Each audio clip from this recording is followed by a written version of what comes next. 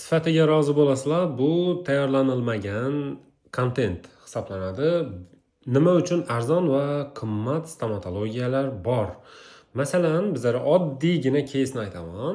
Yangi bir bemor keldi va shu bemorda bitta tish udaleniyasidan keyin, tish olingandan keyin pazuxada ochiqlik paydo bo'lgan. Qanday bo'ladi bu ochiqlik desa, ovqat yeysiz, suv ichasiz, burningizdan chiqadi suv. Tasavvur qilyapsizmi? Suv shalqillab burningizda aylanib yuradi. Bu narsa nima uchun arzon qimmatga bo'linadi? Bu arzon qimmatning farqi yo'q-ku bu yerda deyishingiz mumkin. Bir narsani aytaman. Bu o'zi tasodifiy holatlardan birisi.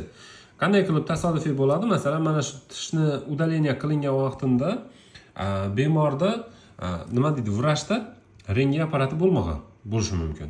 Yoki rentgen bo'lsa ham diagnostika to'g'ri bo'lmagan natijasida shu tish olingan. Olingandan keyin bu joy ochiq qolib, pazuxa bilan nafas olsa og'izdan, og'izning nafasi yuqoridan burundan chiqishni boshlagan. Mayli. Bemor uyiga javob berilgan. 3 kun bezovta bo'lgandan keyin, 3 kunlik bezovtalikdan keyin borib boshqa joyda bu joyni milk bilan tikilgan. Endi xo'p, mayli, milk bilan tikilgandan keyin nima bo'ldi desa, bu muammo bartaraf bo'lmagan va bizlarga kelib murojaat qildilar va bizada maxsus bu zonani yopuvchi mahsulotlar bor. Endi 3 kundan keyin bu birinchi kunda ishlatiladigan mahsulot ishlatilmaydi. Va biza 3 kun emas, o'sha haftadan keyin 7-8 kundan keyin murojaat bo'ldi va biza buni boshqacha yo'l bilan yopdik. Agar birinchi kuni bizlarga murojaat bo'lganda qanday bo'lar edi? Shu joyini muhokama qilib aytib o'tib ketaman. Agar siz yaxshi yoki bo'li o'ziga mos, to'g'riroq klinikaga borsangiz, birinchi очередda o'sha ochilgan kuni, bu ochilishida vrachning aybi yo'q. Tishni o'zi shunday joylashgan. Lekin ochilgandan keyin muammoni bartaraf qilmaslik qaysidir ma'noda vrachni yo moddiy texnik bazasi yetishmasligi yoki bilimi yetishmasligi bilan bog'liq bo'lishi mumkin. Moddiy texnik bazaga to'xtaladigan bo'lsak, bu narsalar qandaydir bir gubkalar bo'lishi mumkin. Ya'ni shu joyni yopuvchi maxsus moslama gubkalar mavjud yoki bo'lmasam rezinlar mavjud. Ikki, uchinchisi tikuvchi materiallar bo'lishi bo'lmasligi bilan ham bog'liq bo'ladi.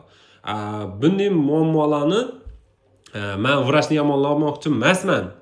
Prosta hamma klinikada ham har doim ham bo'lavermaydi va har doim ham tayyor bo'lmaydi.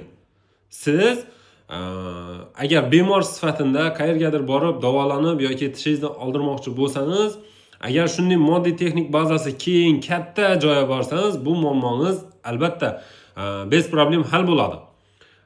Bu bilan bizlarga galing dejagimiz yo'q. Lekin shunday yaxshiroq klinikalarga murojaat qiling. Bunday narsalar, bunday klinikalar shaharda ham, tumanlarda ham yetarlicha bor. O'zingizni ehtiyot qiling, sog'ligingizni ehtiyot qiling. Bu qaytariladigan yoki tavakkal qilinadigan narsa emas. Salomat bo'ling. Paka-paka.